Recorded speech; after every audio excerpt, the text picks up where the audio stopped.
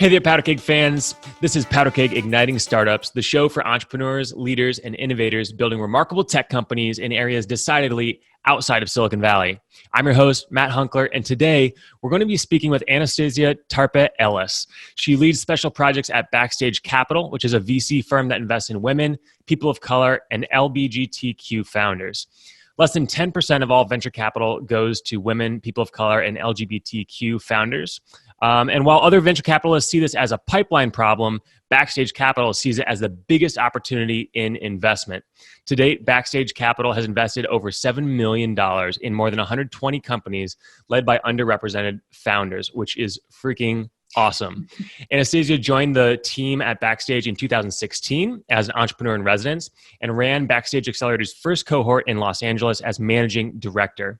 She's also the co-founder of Bosa, which we're going to get to talk about in this episode, which is a wellness and productivity app that enables consultants to provide the highest level of service for their clients. And before breaking into the tech space, Anastasia worked as an analyst for the city of Los Angeles and the LA Department of Power and Water. We're going to get into all of that and more on this episode. Thanks for being on the show, Anastasia. Thank you for having me. I'm super excited to have this conversation because I know you've recently come back to the Midwest after spending a lot of time in LA. But maybe you could take me back to before you even went out to LA and to your earliest memories of kind of breaking into tech and innovation and where you kind of caught the bug even for entrepreneurship.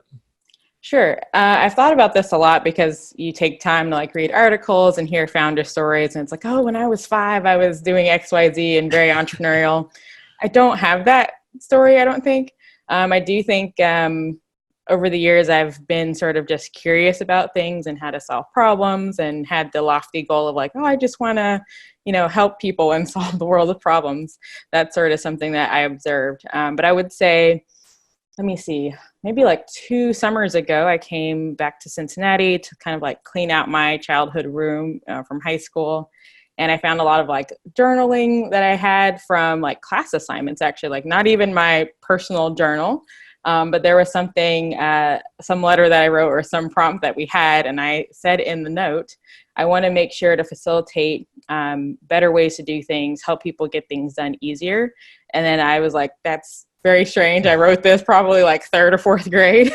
And then I was like, wow, that's what I've been doing every step of my career or personally. I've always been playing in sports, a team player, that sort of thing, that sort of collaboration, and also just helping others around me has definitely been a theme around my life. The other thing is, a lot of people don't know this about me, is I also did engineering school for 2 years. Dropped out of that, which is great. My parents were yeah, we knew this. But again, that was my way of thinking I was going to solve the world's problems through the engineering lens. But then dropped out and then just continued to college and a different field of study and had to change schools and everything because I was at a engineering only school. Was that a hard decision? It was a hard decision. To this day, all of my closest and best friends are from that school. So wow. I felt led there in my faith to go there. I had no way to get there. Luckily, I got a scholarship somehow and was able to leverage that into some of the best relationships that I have to this day, and actually met my co-founder at that college as well. Oh, wow. So it's full circle. Had I not gone there, where could my life have been type of thing. But I definitely see it even shortly after shortly after leaving the school, I saw it as okay, I still had to stop at that place and that journey. So I feel like a lot of people, when they make that initial decision to go to a school, I'm also a transfer. I transferred after my first year at engineering school at Purdue University. I was down the street from you. I was at really? Hulman Institute of Technology. See? There you go. Small world, small world. Yep. We absolutely share that sort of just because you can do it doesn't mean you can sort of approach. Yeah. I'm curious what for you, when I talk to a lot of people, a lot of times people are like, I can't believe you changed paths. That was such a set and obvious path because obviously more and more engineers are needed. Supply and demand is really on your side career-wise. If you go the engineering route, how did you make the decision to leave a top 10 engineering school to decide to go to a non-engineering major? I don't know. I think it was just recognizing, like you said, it wasn't my skill set.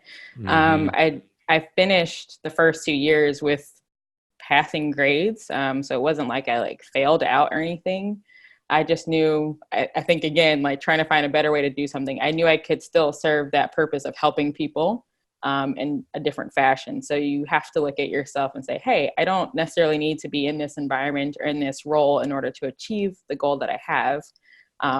First and foremost, achieving the goal of graduating college. So I think it was just a little bit of that self-assessment, making that pivot, so to speak. And I will say that's been another theme of my life, is just kind of going different routes that aren't necessarily a part of one career trajectory, and then having to explain to your interviewer, out of grad school, well, what are these experiences that you have that don't seem to have any sort of connection? But, you have to explain that they do, and explain again, like why you chose to pivot in those situations. So I think, to me, it's lent well to my experience and the types of roles I've been able to have over the years, because I dabbled, so to speak, in like nonprofit, for-profit, large corporations, smaller companies, did engineering school for 2 years. That foundation, I think, has still shaped me to what I've been able to do more recently. So I see it as just like a, culmination and picking up fun things along the way on like the video game of life. So, yeah. Did you, when you met your co-founder, was it like sparks flew and you knew you were going to start a company, or maybe take me back to that? Can you tell me the story of how you two connected? Yes. So Rose Hulman traditionally was an all-male school years ago. And by the time that I enrolled, I think they were admitting women for like the past 12 to 14 years. I don't know if it was like 13 or so. And then also they didn't have a lot of like cultural or ethnic diversity. Like, traditionally would think of engineering schools maybe being white male, and then maybe being like Asian students. Like, we barely had Asian students. So it was just very, I guess, homogeneous in that sense. And so what the school did, they had different programs, and affinity groups that would do like their senior weekend. So senior high schoolers who are trying to do their college search, that sort of thing, they would be hosted by these different organizations. And so I randomly got this postcard in the mail that I could attend the National Society of Black Engineers Rose Hulman chapter senior weekend. So that weekend was, I wouldn't say a bunch, but like maybe like 20 kids from across the nation who were, prospective applicants, coming to experience Rose Hulman as a prospective Black student. That's where I met a lot of my closest friends. A lot of us who ended up enrolling attended that senior weekend. And I will say it was definitely great. It was almost like immediate family, because you have the current students, trying to welcome you in, and then the new students as well. It's like, okay, looking around, like these could be my potential classmates next year. It was such a great feeling. And then once the school year started, all those folks, like to this day, I call them my brothers and sisters. Like, it's the fraternity, so to speak, that I didn't have to join a sorority or anything to have that familial feeling on campus, and definitely have clicked. I don't want to shout out his name because he has his own like professional story, but we have been joined at the hip ever since, probably closer than a lot of the other folks that I've met there. And yeah, have stayed in touch. I introduced him to his now wife. Like, we're very integrated on the family front together and working together. That's great. That's really great. And it sounds like this company that you're working on is sort of right now in the nights and weekends sort of phase of startup. Yes. So both my co-founder and I have been working full time the entire time we've been building this. Have actually transitioned between different companies, each of our own professional tracks here.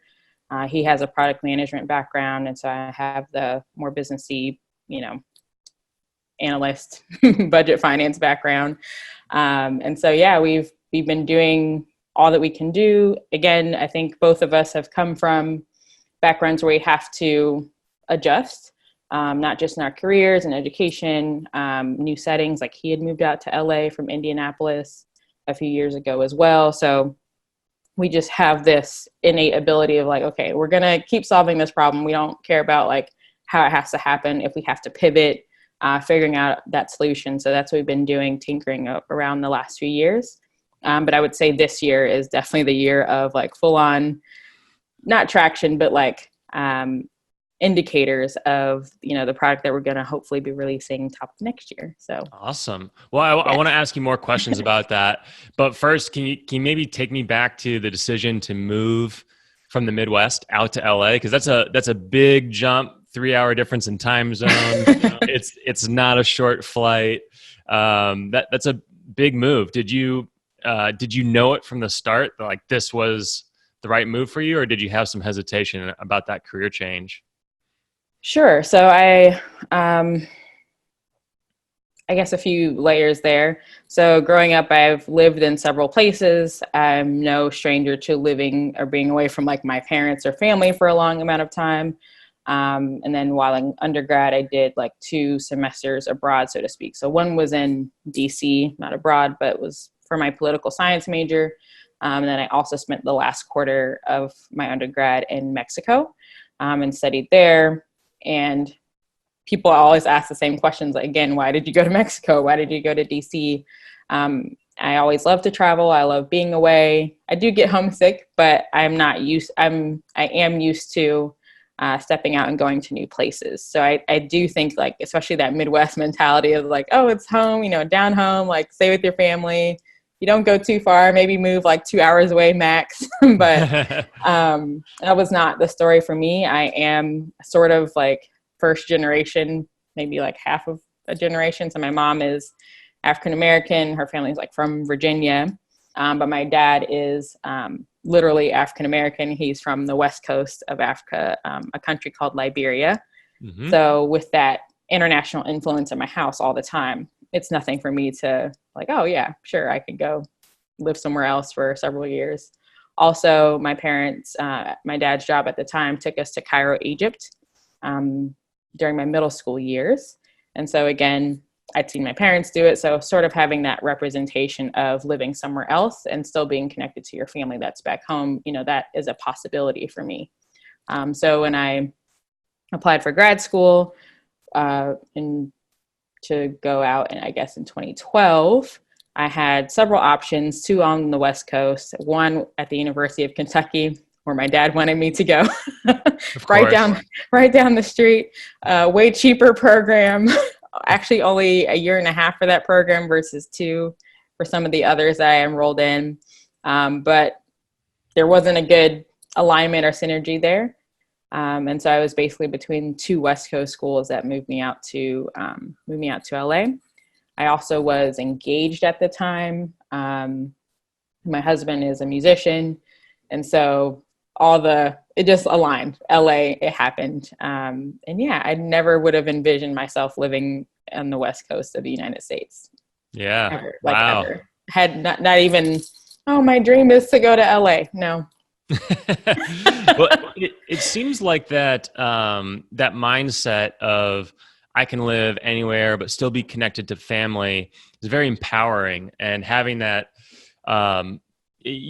you mentioned sort of your first generation immigrant sort of mentality. I grew up around that a lot because I grew up in West Lafayette, where most of my friends were from outside of the country. Well, they were born in America, but their parents were from outside of the country. And I'm curious if for you feel like there are if there are 1 or 2 other qualities that have served you well in your career, just kind of having that background, maybe not even only just from the fact that you're first generation, but also having that experience of living in Cairo and traveling a little bit outside of the country. Yeah, I think so. First, that like I can go anywhere and sort of be connected to home. I would credit that to my mother. She faced a lot of criticism and just other people's apprehension, like being placed on her, like when we had to move to Cairo. Again, the people who were talking to her had never left Cincinnati type of thing. Sure. They're like, oh my God, your husband's taking you over there. Like even people in our family were like, why would you go all the way over there? You and your kids should just stay here, then let him go. And then, so we can still be close to you. And she's like, no, my husband's going. Also, like, opportunity of a lifetime. I'm just not going to go. And my company, his company is paying for everything and schooling for the kids, that sort of thing. So it would be completely insane if you did ignore that. But what she always instilled in our family is I'm never stuck anywhere. You can always have that almost kind of like failing forward type of mantra as well. Like you always have that assurance to kind of like step out on faith, take the chance, get the experience, take the opportunity. If it doesn't work out, it doesn't work out. If you're homesick or if it doesn't go as planned, you can always come back home, no matter what you're doing, no matter the job, no matter where, on the planet. That's always an option. And it's almost like a mental safety note, so to speak. Safety net that you can just try anything and then retreat home if you need to do so. But I will say that living overseas and again, just sort of having that international household has served me extremely well. I feel like I can blend into any sort of situation, meet someone where they are, have a genuine conversation with them just because I'm really interested in getting to know the person. You have to do that when you're living overseas, in a middle school that's more diverse than probably most places in the planet, because it's situated in the Middle East. And so you have folks of all faiths there, all ethnicities, all levels of socioeconomic class, depending on their parents' work. So you just have to get to know the person beyond all the other exterior stuff that comes with them. I would say also that having that experience overseas, I had more of a culture shock moving back to the US than I did the other way. And I think it's because we, especially here in the States, like we don't have that, let me just get to know the person. Like, let me get to know them, who I'm working with, my colleagues and things like that. So, but I will say even within the United States and just different rooms and situations I'm in, be it like local government or like a corporate fundraiser, like I can have those conversations with people because I've had them all my life with, just being in different demographic settings and things like that. My mom was actually joking to me like last night, I think, and we were singing some song on the radio. She's like, isn't it cool that you can sing like old school songs versus like an old rock and roll song and all that? Because she even gave me that eclectic appreciation of music. So It's just always like this theme that I can use and tap into no matter what I'm doing in my life. That's really cool. I would imagine that helped you plug in out in LA when you kind of landed on the West Coast. Can you tell me a little bit about how you navigated that experience? I actually was I credit this to some of my friends from Hulman, actually. So I was in the grad school bubble for 2 years out there, which was nice, I think, to help me get acquainted with the area. I had something like to do, quote unquote, to fill up my time. And then my husband was doing his career and launching that. So I think if I was also launching my full-on just full-time career, I may have been a bit more lost. I think it was great to have the grounding of school and a program to go through, to kind of keep me regimented. And then we can have that just kind of just that feeling of home or a feeling of sense of like planned out purpose, you can say, the first couple of years that we were out there. But while I think mid-program, my co-founder moved out to LA from Indianapolis. Another year after that, another friend after that. So I had this nice group of people who I already knew, who were, again, my like brothers and sisters from undergrad, who I had this home away from home. So it was really easy for me to adapt to LA. And I tell everyone, like, had they not moved out, I probably would have been back in Cincinnati or some other city way earlier.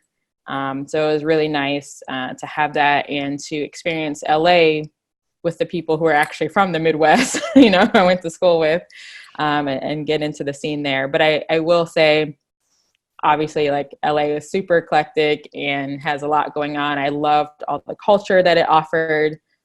Just a different type of vibe, the big city vibe. which I could, I experienced before, but I hadn't lived in for a long period of time.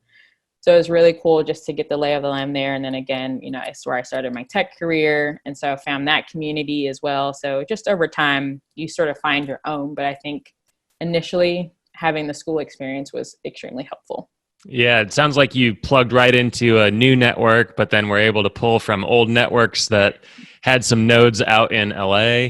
Yes. But then it sounds like you also kind of like navigated over time into that startup and tech space out there. How did you know that tech was kind of the route you wanted to go?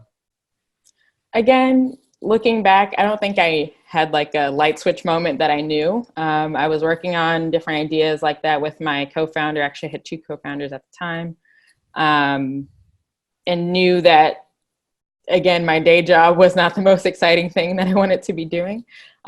Something else I wanted to just try and explore, get to know better, get to know the people of it a little bit better.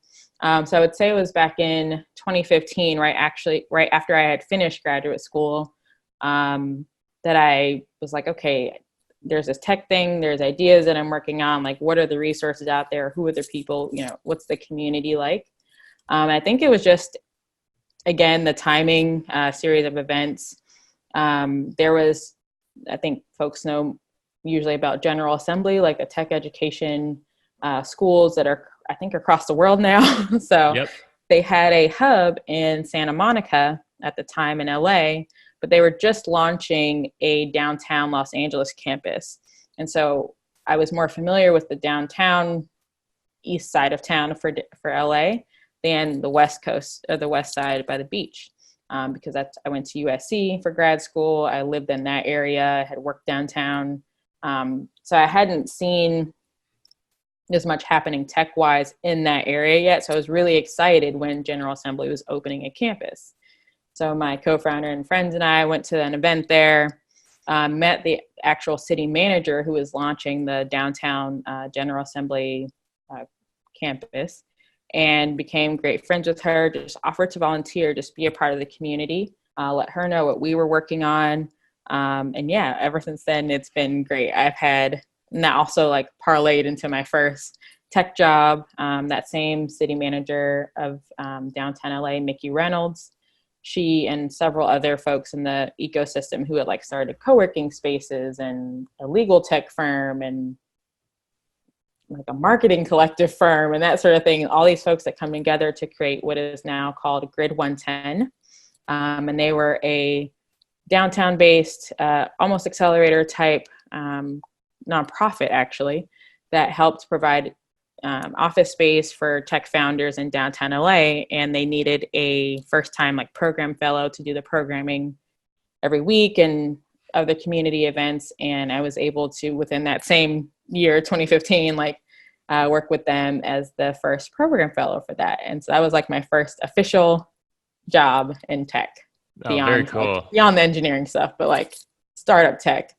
So yeah, that was nice. And such an interesting time to be in that tech ecosystem in LA. We've had Kara Nortman on the podcast previously from Upfront Ventures, and Minnie Ingersoll has been on the podcast sharing about kind of just the explosion in technology in LA. And of course, it's been Silicon Beach for a long time. I'm using air quotes for those who are just listening. Right. I don't generally like prescribe or subscribe to the whole like Silicon blank format, but the media calls it Silicon Beach.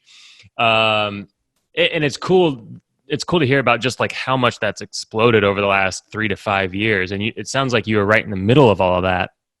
Seriously, I was. I had no idea. At the time, it felt like, oh, there's a lot happening. But now it's like, oh, there's definitely a lot happening. From 2015 to this year, night and day, complete night and day. And actually, like you were saying, like Silicon Beach, quote unquote, is really the name that's given to the Santa Monica, the Venice, Playa Vista beachfront communities of LA. That's the tech hub. There's major offices over there, Google, all sorts of folks. But there are so many. First of all, LA is huge, so there has to be like all these niche communities based in the neighborhoods that span LA. So like Pasadena, Glendale, where I was living for a long time, had its own tech community as well. Then I was mentioning downtown LA/East LA. Then there's, I think, another area, South Bay. I haven't gotten as involved, but that's towards like the Long Beach area. And so all of these communities are sort of having their own culture and explosion over this time period from like 2015, maybe earlier, but that's just when I got started. But yeah, downtown, it was almost like a ghost town for like anything happening besides General Assembly. I think there are some other organizations that had been there early on called Indie Desk, was like a co-working spot that had opened. But those were like the top names of downtown tech at the time. But now Very there cool. are so many others. So yeah. Well, and you, and actually, brief aside, what we can edit this part out, but I think, Anastasia, your hair is brushing up against the microphone a little bit. So it just started happening. So I caught it. I think I caught it early, but I wanted to call that out because I think it'll sound better, and you still look great. Appreciate it. Yeah, thanks for doing that. Well, it's getting long. Sorry. Oh, you're totally fine. You're totally fine. There was a moment where I thought I was going to grow out my hair, but then I was like, you know what? I'm just gonna keep it short. Keep it short. Yeah, people know me as the short hair, and I don't want to be getting it in my way. Which, you know, in Indiana, I'm a basketball guy, so that's into it. Yeah. Well, I wanted to ask you about your mentor that you mentioned. I think Mickey, you said, was her name. Yes. Who worked with the city. You know, one of the things, just working in tech, breaking into tech, growing a career in tech, one of the things that sometimes can be a little bit mysterious to people is how to identify a mentor and develop a relationship with a mentor. And maybe that's not how you necessarily approached it, but in retrospect, are there some things that you did to help identify and find that right person for you? And then what were some of the bigger lessons that you learned from her along the way? Yeah, so Mickey is phenomenal. And again, at the time, let me backtrack there. At the time, I did not know really who I was meeting. I just was like, oh, she's opening the General Assembly downtown location. That's a cool job. You know, that's a leadership position, someone, you know, more senior than I am and doing the things, right? Later that year, I came to find out, like, if you wanted to get into tech and downtown LA tech, like, Mickey was the person to meet. I had no idea that was, again, I was meeting royalty, tech royalty. She's going to kill me for saying that. I love embarrassing her. But yeah, again, like I mentioned, it was getting involved with her and on a genuine level. I think that's one thing that we try to make mentorship this like lofty thing. And I gave a talk on this not too long ago, actually. And I was like, it's just another person. And also I think before you connect with another person, knowing who you are and who, you know, what your goals are helps you to identify the opportunity if, you know, you come across the path of that person. Yeah. So I think it's just knowing who you are, what your goals are, being genuine about all of those things. And then just, I think, taking the slow game with things. So with Mickey, met her, said I was basically available to like volunteer, help her open her space, just be in community with her and everything that she was doing. I wasn't asking her from the beginning to be my mentor, so to speak. Right. So there's that. And then once I did figure out who she was, it's just like, okay, but I already have this connection with her that's my own and not something like anyone else told me. And then I don't think I ever blatantly asked her to be my mentor, but I would ask her like, hey, I'm working on something. Do you mind checking this out? Or I'm applying for a job. Like, do you know about this company, or do you have any recommendations for me? Or, you know, here's my resume. This is what I'm looking for. I'm new to this. And so I think just being open about like questions that you have, being direct with questions that you have. I think a lot of people say, hey, I want a few minutes of your time. Okay, for what? Like for coffee, I think is fine. You know, you can ask people for coffee, but like have a plan of what you want to discuss ahead of time. That goes beyond mentoring. That just goes for appreciating and respecting people's time. But yeah, I think just being deliberate in what you're doing, people are attracted to that too. Absolutely. So not just looking to the other person to sort of like fill this void or gap for you, but like, okay, mentor or not, like, this is what I'm working on. This is how I'm showing up as myself in different spaces and in my work. And then over time, people will gravitate towards you that will be like a part of your journey. And I think a big thing, just to tap into some things that I do with founders at Backstage, like especially during the accelerator, is just finding your tribe. Usually was explaining that to them, like as they're finding investors who, don't get it, especially from underrepresented founders in the markets that they are pursuing. But I would say that goes for everything. So whether it's, finding new friends in a new city you move to, or, which coworkers am I friends with at a new job, or finding that mentor or finding that investor, it's just, I think you have to start, it all starts with you. You have to be your authentic self so that other people can, who, align with you or similar to you or just like you for you, like you have to be yourself in order for that to happen. And so I think that really, really played out in the relationship I have with Mickey. I would say over time, and I did not know this before, we are very similar, extreme introverts, embarrassed easily. I think we both like a good whiskey. So these are things I found out again over time of that genuine relationship. And it really did work out. I've asked her as well formally to be like an advisor for our startup, Bosa. And that was probably the only like blatant ask I've made of her. And she could, say yes or no, and she obliged. That's very cool. I appreciate you sharing a little bit of the behind the scenes of how that's evolved and how that's kind of benefited your career as well, and just getting more plugged into the community. How did the Backstage opportunity come about? Yes, that's a fun one. So the joke is that everyone at Backstage joined the team basically off of social media, which is 100% true. There have been no job descriptions or job openings posted. And again, being yourself kind of help people gravitate towards the mission of Backstage through Arlen Hamilton, our managing partner. And you attract a certain type of folks from that. So I think I'm the only one that hasn't joined via Twitter. I was through Instagram DM and LinkedIn. Nice. So I had heard about this Black woman who was like the first woman to start first Black woman to start an AngelList syndicate. And I was like, who is this person? Like, this is so awesome. I got to read more about them. And I came across a few articles and early interviews that Arlen had done. I would say maybe early 2016, late 2015 was when I started hearing about her. And then I reached out, I think summer 2016, and did the thing of like, hey, I'd love to meet you, be in community with you. She's based in LA, was based in LA at the time, and it worked out. And that at that point, she was way more accessible, I would say. So again, timing, and just having that opportunity and going for it again, being more of a shy person. I was like, I don't know, to meet with this person, but as they say, shoot your shot. And I did, and we met up.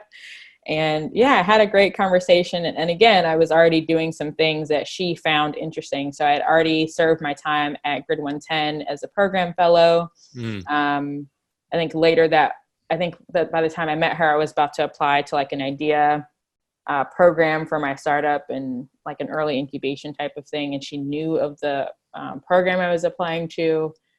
Talk to her about like my current career path and things like that and stuff that she was working on and where I could plug in. So that's how the first meeting had gone. But I was just starting like my full-time career at the city of LA, and it didn't make sense to kind of jump in to Backstage at that moment for me. And so that's when we agreed that I can do an entrepreneur in residence type of agreement. And I guess the fall of 2016. So that's how I was involved with Backstage, not working full-time just then. And what did that mean in terms of how you engaged with Backstage and that whole community? Yeah, so I think my first thing that I did was like help organize a local meetup for some underrepresented founders in LA, I think that October time. So got to meet a lot of folks there. We had a few other EIRs at the time. So I was able to meet them in person, have a good time, just sort of put some faces to names that I'd heard of in the community that I hadn't gotten to meet them before. And so it was like a good kicking off point. But then after that, I was more available to the current portfolio of Backstage at the time to just provide them resources, or if anyone was coming to LA, and if I needed an introduction, that sort of thing. I was sort of like the LA person. To like where to go to. And there was another LA EIR as well, Kelly. She's fantastic and has gone on to do some amazing things. I think her last name's Newman now, Kelly Newman. Check her out. So the two of us were like more of the LA presence. And then there was another LA EIR, Brian Landers, who is the current COO of Backstage. So we were all in the game early on there. And I would guess more so like being a part of the culture of Backstage at the time. I think it was either that following year or maybe the year after. We went to South by Southwest, attended a gathering of the founders who were able to make it out. Just being a part of the culture, being a part of the support system, I think that's a big deal, especially for early stage underrepresented founders, just like needing the intro, needing the, redirection, needing the resources, needing to have someone in your corner. So I was just a part of a lot of that early on. Absolutely. You talk about the culture at Backstage. Can you describe that culture for me a little bit? What makes the Backstage culture so unique? Yeah, I actually had another call about this like a few days ago, and I hadn't even thought about it too broadly, in depth. And I was trying to put the words to it. So I would say it's definitely like a culture of collaboration. A culture of like Arlen is huge on like transparency internally, self-care, that sort of thing. But back to being yourself and finding your tribe, and how we haven't like posted a job opening. Somehow we have just collected all the great people of the startup world from diverse backgrounds, socioeconomic, education, ethnicity, sexual orientation, all of those things. Like, I don't understand how you could have had a more diverse team. I wouldn't say without intentionality, because Backstage as who it is intentional about welcoming those who are different. So that part is sort of baked in to everything that we do. And I have a hard time, I guess, explaining to other people, because I get a lot of calls all the time. Well, how do you build this community? And how do you do all these things?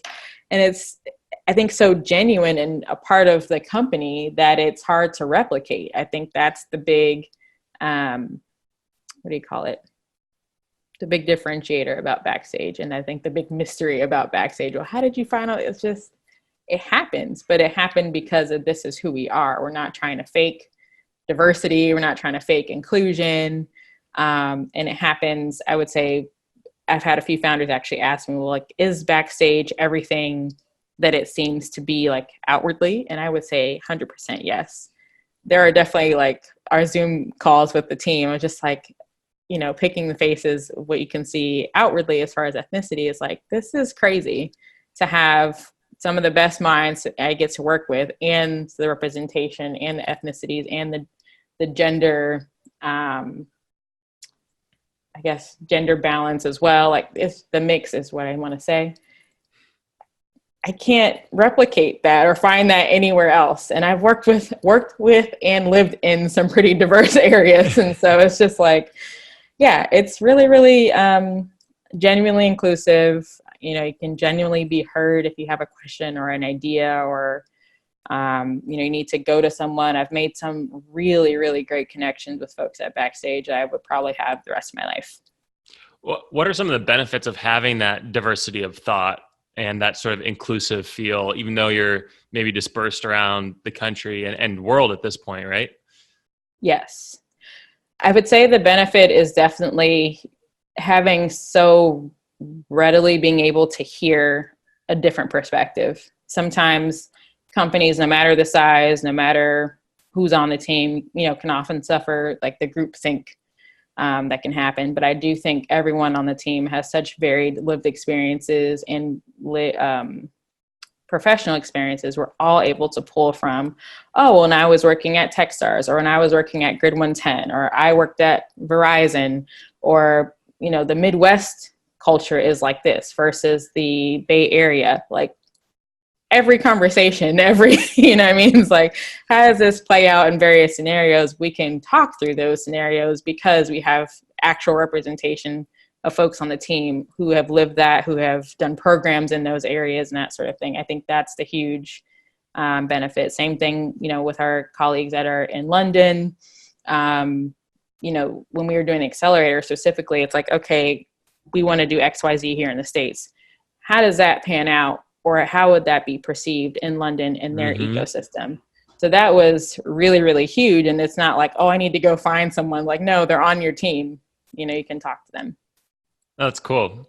I love getting those perspectives because it's a very unique perspective. And another unique perspective that you've had is, having run the first cohort of the accelerator at Backstage, I know you saw probably thousands of applications from lots of different entrepreneurs. You've continued to, I'm sure, follow some of those entrepreneurs, as well as maybe even others that didn't get accepted into the program. What would you say is one of the bigger determinants of success or failure for a startup or an entrepreneur? In general? Mm-hmm. That's a huge question. I'm actually going to draw from my boss, Christy, CEO of Backstage, Christy Pitts. We lovingly call her Critty P. I like it. So I think she was doing an interview not too long ago, and she said the biggest reason a startup fails is the founders either just give up or run out of money, but usually it's more so the willpower versus just the running out of the resources, because sometimes you can still make it work. So I think it's just willpower of what you want to see happen in the world, like what you want to bring forth and contribute. People say it all the time, like if you're only in it for the money, chances are like the smallest things will deter you along your journey to do anything, not just be a startup founder. So I definitely think that rings true. Again, as well, I would say just thinking about it from like the accelerator lens and the application process, and I think this is another cliche one, but it really makes a difference, is just the coachability. Mm-hmm. If you have people who are willing to talk to you, mentors, advisors, investors, not saying they're going to be right all the time, but if you have sort of this, unofficial board membership who's invested in you via their time, talent, or money, and you're not taking the time to hear from them and their perspectives, like free learning, that's not going to go well. But on the flip side, you have to have that discernment as a founder to, trust what you're building, your customers best sort of thing and how that operates. So it's a fine balance, I think, of being able to take in information and filter through that information that could probably make or break the founder experience, the journey, and that success. That's good advice for any founder. And you've been working on your own startup for a while now, which means you're probably in it for the right reasons, meaning anyone that's been working on a project or a product for more than a year in the early stages means that they probably have some level of passion behind what you're building. Could you maybe give us the elevator pitch on what Bosa is? Yes. So Bosa is now a Google Chrome extension that aggregates your tasks and actually helps you do them. And so we've gotten there via a long winding road, but the whole root of Bosa in general is helping people be productive while being well. And wellness is a huge thing for us. And so that's been the thread of the entire, pivoting journey of creating Bosa. And, just like I mentioned before, like we've had to take in sort of this advice from people of how to build the product, why you're building the product, who you're building the product for, talking to customers. And I will say early on, we got a lot of feedback, especially from like the Silicon Beach folks. So like, oh, if you haven't quit your job yet to do this, you're not passionate about it. You're not willing to do what it takes to make this work and live off ramen and hot dogs. Like, again, as two first gen founders, like we don't have the resources to do that. We also have family, we had spouses and significant others to take care of. And, it's a 2-income household, so to speak. So you don't have the, I guess, freedom and luxury and privilege to have, to make that kind of decision. Like I'm still working on being able to do that. But all that said is, yes, we are still committed to what we've been building over the past few years. And I think, again, about the listening aspect is like, we've done a few iterations of our product in different forms. So that's why I said now it's a Google Chrome extension. We were working on different standalone apps before and, doing the not so automated, but like the manual version of things and doing that while we're working at our other jobs, the past few years. And, you get to a point, it's like, okay, great. Like I have a handful of users, testers. Will you all pay for this? Well, you're like, no, I think I can find a solution elsewhere. It's like, okay, great. I still want to work on this problem. I still want to find, a different way to tweak it and, have it be approachable and marketable. Someone actually wants to use it and buy it. So what's that look like? So we've definitely done like a lot of experimentation over the years. And I think that's what's helped me the most work with early stage founders in particular, especially like product strategy, how you're rolling that out. Like what are you asking your customers? How are you engaging with them? So done a lot of that ourselves.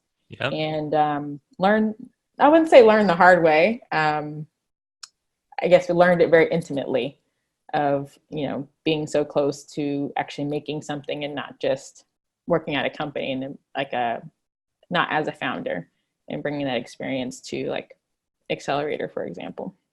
You talked earlier about failing forward and learning that from your mom.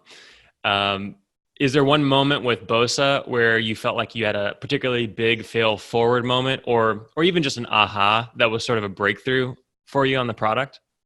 Yes, I would say earlier this year. So my co-founder has been building all of the versions of the app in-house and on his own, even though he's not like a full-on like software engineer. Uh-huh. So that's been fun and part of the journey and part of the time. And so what we were working on earlier was being able to automatically capture notes via using natural language processing, audio like from your phone, and having that be an app that would send you an email after the conversation of the tasks or action items that were mentioned. So alleviating the pain point of having to be distracted from your conversations, usually your one-on-one like consultant conversations, and you don't want to be distracted in like having to write down everything your client's saying, that sort of thing. So we built all that out. That was like a emerging market, so to speak, as far as like engineering documentation of like NLP and capturing that with audio and everything. And so we finally released an app that did that pretty, lo-fi, but, not many bugs or anything. And he released that earlier this year, maybe around spring. Had folks test it, give us feedback. And we've been getting their feedback the whole time. But then still found some like sticking points on like privacy issues. Like I'm working with clients and, I get the notes, but it's not really helpful. Like, how can I parse this out? So we started talking to more people, landing more on the independent consultant side. But the real aha moment with interviewing them and doing this new survey was they want to take their notes. They already have a system to take their notes. They don't necessarily want us to capture it via audio for them because they have systems in place. They have ways that they engage with their clients. That's their own task management for some people. So it's like, okay, we actually have to like ditch the whole app that we built with actual like genuine user input. It wasn't a bad app and we could probably still use parts of it moving forward. But for the initial rollout of what we want our product to be, it's like, okay, we're actually finding that most people are in Google Docs taking their notes or even handwritten notes by hand there. And it's way easier. We'd already done the hard part as far as like building an app from scratch it was pretty powerful and could be used in the future. But the aha moment was like, I'm going to meet my customers where they are, and where they were wasn't anywhere crazy. It was like, we can actually tackle this. Yeah, that's great. It's hard. It's hard to learn that lesson as a founder, and I feel like I've relearned that one several times over the years. And I appreciate you giving us kind of a sort of backstage, no pun intended, look at building a startup from the ground up, and at the same time giving us a backstage pass to backstage I love it all. and your own journey too. For those that want to check out Bosa and give feedback, where can they go, or how can they get a hold of you? You can get a hold of me on social media. I'm at SONONTE on Instagram and Twitter, or you can find me at Anastasia Tarpeh-Ellis on LinkedIn. But if you want to check out Bosa, I'm redoing the website. The old website is up, but still somewhat applicable. It's bosa.life. That's BOSA.LIFE. Awesome. Well, thank you so much, Anastasia, for sharing your story and taking a little bit of time today. Hopefully we can have you back on the show here sometime soon. Would love to be back. This was fun. I feel like we ran out of time. There's always more time, but I think this is a good episode 1 of our journey with you. And I just want to say that's it for today's show. Thanks so much for listening. Huge thank you to Anastasia for coming on the show. Be sure to check her out, and Bosa will link up everything in the show notes at powderkeg.com. Make sure you check out Backstage Capital at backstagecapital.com. And again, for links to the social profiles to other people, companies, and resources mentioned in this episode, head on over to powderkeg.com and check out the show notes. And to be among the first to hear the stories about entrepreneurs, investors, and other tech leaders in areas outside of Silicon Valley, make sure you subscribe to us on iTunes at powderkeg.com/iTunes. And if you left a review, I would be your biggest fan ever. Until then, we'll catch you next time on Powderkeg Igniting Startups.